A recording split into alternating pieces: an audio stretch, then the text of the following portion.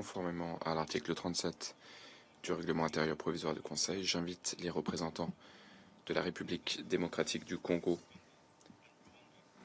de l'Angola et du Rwanda à participer à cette réunion. Il en est ainsi décidé. Le Conseil de sécurité va maintenant entamer l'examen du point 2 à l'ordre du jour. Les membres du Conseil sont saisis du document S 2025-108. Il s'agit du texte d'un projet de résolution soumis par la France. Le Conseil est prêt à voter sur le projet de résolution.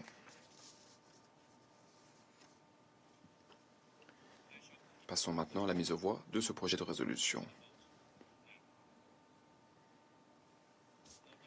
Merci de bien vouloir vous manifester si vous êtes pour ce projet de résolution contenu dans le document S 2025-108. Merci de lever la main.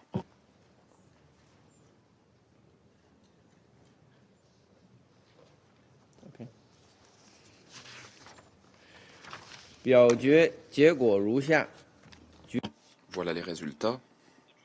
Le projet de résolution a reçu 15 votes pour. Le projet de résolution a donc été adopté à l'unanimité en tant que résolution 27-73 de 2025.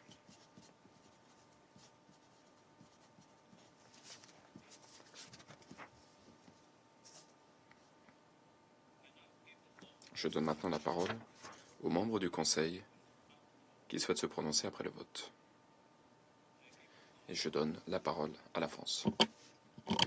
Monsieur le Président, la France remercie les membres de ce Conseil pour leur engagement dans la négociation de cette résolution ces 2 dernières semaines. Celle-ci porte un message clair. Il n'y a pas d'issue militaire au conflit dans l'Est de la République démocratique du Congo. L'offensive du M23, soutenue par le Rwanda, doit cesser.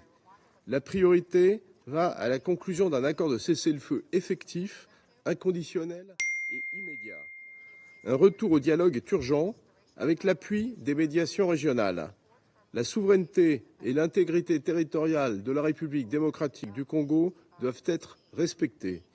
Les forces rwandaises doivent se retirer sans délai du territoire congolais, comme l'ont déjà déclaré le secrétaire général des Nations Unies et les membres de ce Conseil. La MONUSCO doit pouvoir mettre en œuvre son mandat pour le bien des populations civiles, sans être entravée dans ses actions ou sa liberté de mouvement. Cette résolution rappelle enfin le rôle clé des processus de Luanda et Nairobi en vue de trouver une solution politique durable qui passe par le retrait complet des forces rwandaises et le démantèlement des FDLR. Monsieur le Président, avec près d'1 million de déplacés et des milliers de morts et de terribles exactions, les populations civiles paient un lourd tribut du fait de l'escalade de ce conflit qui n'a que trop duré. Le M23 poursuit ses avancées dans le sud Kivu au risque de déclencher une guerre régionale. Il est grand temps que le Conseil s'exprime avec clarté pour favoriser une cessation des hostilités et les conditions nécessaires à une désescalade, en complémentarité avec les initiatives régionales que la France soutient. Plusieurs pays de la région se sont exprimés mercredi pour se joindre à cet appel. Pour terminer, je me félicite que le Conseil de sécurité se soit montré à la hauteur de cette responsabilité. Il est regrettable de cette responsabilité. Je vous remercie. Je remercie la France. Je donne la parole à l'Algérie.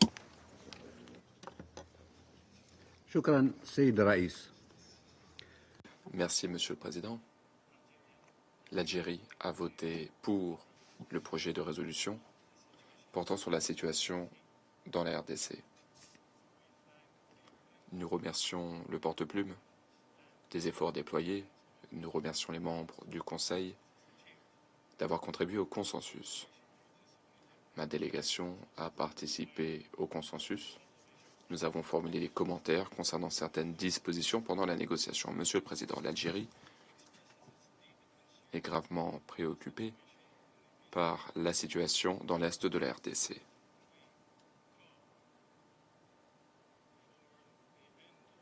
Nous appelons de nos vœux la fin des hostilités, ainsi que la désescalade dans les provinces du Nord Kivu et du Sud Kivu, il faut restaurer la stabilité, notamment à Goma et à Bukavu. Les parties au conflit doivent immédiatement parvenir à un cessez-le-feu et renouer un dialogue dans le cadre du processus de négociation adopté par l'Union africaine. Et ce, afin de mettre un terme au bain de sang et afin d'éviter un embrasement régional. Dans ce contexte, ma délégation se félicite de la déclaration du Conseil de paix et de sécurité de l'Union africaine datant du 14 février 2025. Cette déclaration du Conseil stipule qu'il y a uniquement une issue politique à ce conflit en RDC et dans la région des Grands Lacs, dans le cadre donc des processus de Luanda et de Nairobi, des processus qui ont récemment été fusionnés conformément à la recommandation des dirigeants de la communauté d'Afrique de l'Est et de la SADC. L'objectif de cette fusion est de coordonner la médiation de ce conflit, s'attaquer aux causes sous-jacentes du conflit, et tout cela est conforme au principe de solution africaine pour les problèmes africains. En tant qu'Africains, nous nous engageons en faveur de ce principe. Le continent africain nous est cher. Monsieur le Président, ma délégation partage les préoccupations de l'ONU et de la communauté internationale concernant la situation humanitaire qui se détériore dans l'est de la RDC. Le bilan humain continue de se creuser. 3000 décès à ce jour depuis le mois dernier, ainsi qu'un nombre sans précédent de personnes déplacées à l'intérieur du pays. 1 demi-million de personnes déplacées. Il y a également la propagation des maladies, la décomposition des corps, l'absence de services de soins de santé. Dans ce contexte, nous exhortons les parties à faciliter l'accès à l'aide humanitaire pour les populations touchées. Il est nécessaire d'ouvrir des couloirs humanitaires, de réouvrir les aéroports pour faciliter l'accès à l'aide humanitaire et pour atténuer l'impact de la crise sur les populations de la région. Monsieur le Président, l'Algérie exhorte toutes les parties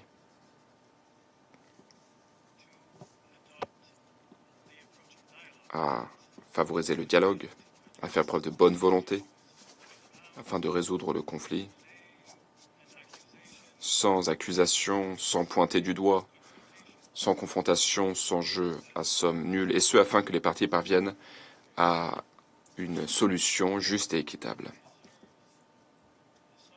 de façon à préserver la souveraineté de la RDC, son intégrité territoriale, et de façon également à tenir compte des préoccupations légitimes des voisins de la RDC. Par ailleurs, tous les acteurs extérieurs, en dehors du continent, doivent cesser les interventions négatives.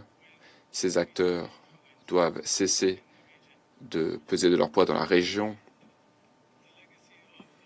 Cette influence est parfois un relent de colonialisme, et il faut au contraire soutenir les efforts de médiation de l'UA et des autres organisations qui participent au processus de médiation. En guise de conclusion, l'Algérie est prête à s'engager en faveur des efforts qui visent à une désescalade dans la région des Grands Lacs.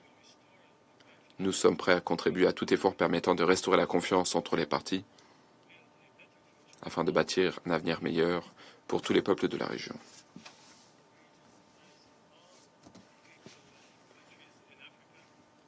Cette région, comme le reste de l'Afrique et du monde, cette région aspire à la coexistence pacifique et à la prospérité. Elle souhaite pouvoir bénéficier de ces ressources naturelles qui constituent une bénédiction pour ces populations.